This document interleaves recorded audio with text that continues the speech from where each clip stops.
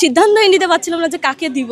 সবার দিকটা খেয়াল করবে তাকেই ভোট দেওয়া হবে আর কি চিন্তা করেছি সেটাই। আমাদের দীর্ঘ ৩৫ বছর পর রাকসু আমরা খুবই উৎসবমুখর পরিবেশের মধ্যে ভোট প্রদান করতেছি। পূর্বেও যারা জুলাই আন্দোলন থেকে বিভিন্ন কার্যক্রম করেছে আমরা তাদেরকেই বেছে নেব, সেটা পরিচিত হোক বা অপরিচিত।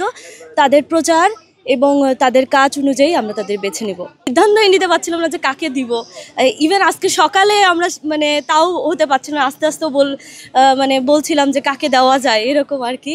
তো এখন দেখা যাক, যেহেতু ফলাফল আমরা দেখব তখন বোঝাই যাবে। আসলে অনেক কিছু তো বিবেচনা করা লাগে, মেইন জিনিসটাই হচ্ছে সৎ আর কি, যে সৎ প্রার্থীকেই ভোট দেওয়া হবে আর যে সবার দিকটা খেয়াল করবে তাকেই ভোট দেওয়া হবে আর কি চিন্তা করেছি। প্রত্যাশা তো অনেক কিছুই আছে, যেমন ওই তো বললাম যে সবার দিকটাই খেয়াল করবে, এরকম সবার জিনিসটা হচ্ছে ভাববে যে কোনটা ভালো হয়, মানে কি কি ত্রুটি আসছে সেগুলো জিনিস হচ্ছে ঠিক করবে, এগুলোই আর কি। ওয়ালটন এখন দেশের সীমানা পেরিয়ে পৌঁছে গিয়েছে 50টিরও বেশি দেশে। ওয়ালটন, ঘরে ঘরে বিশ্বজুড়ে। আমাদের দীর্ঘ ৩৫ বছর পর রাকসু আমরা খুবই উৎসবমুখর পরিবেশের মধ্যে ভোট প্রদান করতেছি। আমরা কাল রাত থেকে একটা উৎসবমুখর পরিবেশ আমাদের হলগুলাতে। আমরা মেহেদি প্রোগ্রাম করেছি।